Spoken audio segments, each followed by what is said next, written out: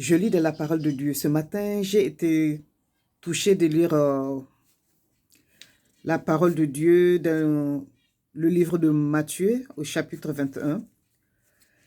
On voit comment Christ donne des instructions à ses disciples de rentrer dans la ville. Ils verront un petit d'ânesse, ils vont le détacher, le ramener.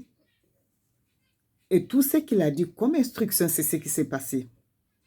Et ce qui est encore très touchant, en rentrant dans la ville, il a été acclamé, il a été reconnu de ce qu'il est un prophète envoyé de Dieu d'abord. Mais plus tard, nous savons qu'il a été crucifié. Et cette même foule, c'est elle qui l'a mis à mort.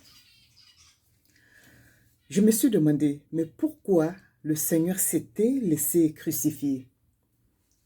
Et par qui? Par les mêmes personnes qui l'ont applaudi d'abord quand il est rentré dans Jérusalem. Et ces mêmes personnes se sont retournées contre lui pour dire autre chose. Et ce qu'il fait, c'est pour encore ces mêmes personnes, pour qu'ils puissent avoir la réconciliation avec Dieu.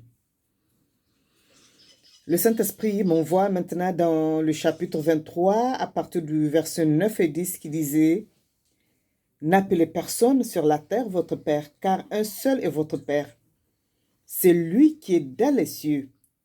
Ne vous faites pas appeler directeur, car un seul est notre directeur, le Christ. Bien qu'il est réellement notre directeur, il s'est abaissé.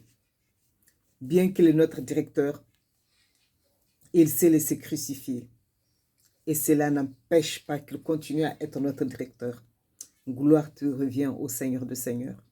Merci pour cette bonne leçon d'humilité que tu nous montres.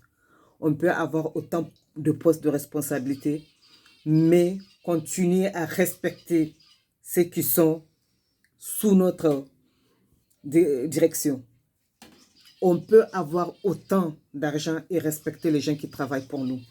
On peut avoir autant de titres, autant de postes, qu'ils soient dans l'église ou dans le monde, qu'ils soient dans le gouvernement, mais continuer à respecter les gens qui sont sous notre autorité.